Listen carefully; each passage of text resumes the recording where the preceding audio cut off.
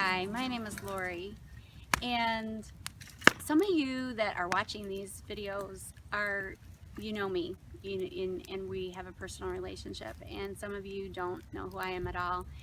And really, the most important thing that you would need to know about me is that I am proof that it doesn't matter how old you are, you're never too old to be a polished cornerstone.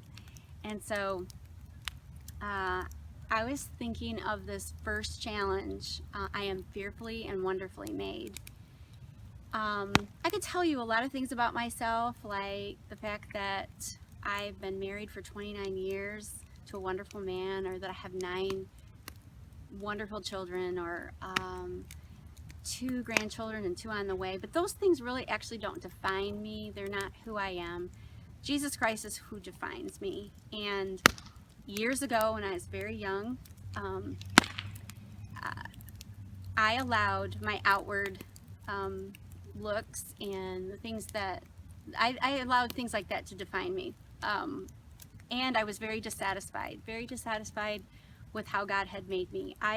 If you would have given me an opportunity to change the way that I looked, I could have given you enough things on both my hands to change, eyes and hair and my height, so many things that I was dissatisfied with until I came in contact with the truth of Scripture about God making me and making me very specifically designing me. And so let me read this. And we're going to read from Psalm 139, starting with verse 13. For thou hast possessed my reins, thou hast covered me in my mother's womb. I will praise thee, for I am fearfully and wonderfully made. Marvelous are thy works, and that my soul knoweth right well. My substance was not hid from thee when I was made in secret and curiously wrought in the lowest parts of the earth. Thine eyes did see my substance, yet being unperfect. And in thy book all my members were written, which in continuance were fashioned, when as yet there was none of them. How precious also are thy thoughts unto me, O God! How great is the sum of them! And I was thinking, when I came in contact with that truth, it wasn't that it was the first time I'd read it. It was just the first time that I had allowed myself to be changed by it, to really let it sink in.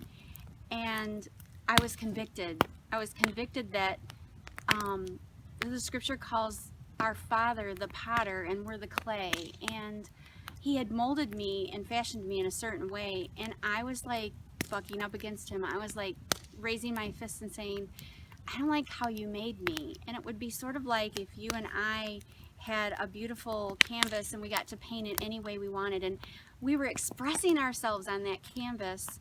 And then all of a sudden, the canvas began to talk to us. Why are you putting that color there? And why are you drawing that there? And I think we'd be a little offended. If we really thought deep and hard about it, we'd be offended. But that truth changed my life. And I'd like to say that I was really young when that happened, but actually I remember that the reason that it affected me so deeply was because I had 2 little children, and I understood the makings of having little babies in the womb and how we don't get to decide those things. God, before we ever are even formed in our mother's womb, he has already designed. He's got this architectural layout of our life, and every detail is important to him. And he wants us to honor him by praising him for each of those details. And I'll leave you with this one last thought. I once read about Amy Carmichael, who was born in Ireland.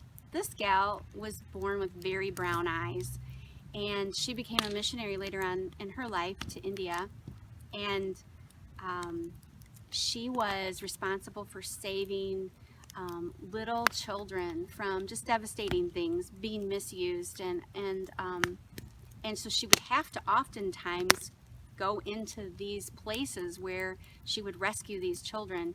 And had she not had those brown eyes, she would have been very, very noticeable. But she tells the story that she was very, very brokenhearted as a young girl. I think she was about 5 years old when she really wanted God and prayed that he would change her eyes into blue. And he didn't do that for her. But later on showed her how that his design for her was perfect, and that he matched her design with what He wanted her to accomplish in her lifetime. And so, again, I'm just encouraging you with this first challenge to accept the designer and His design for you.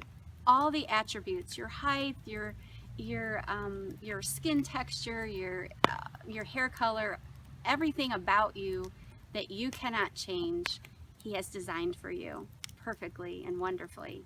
And you are fearfully and wonderfully made.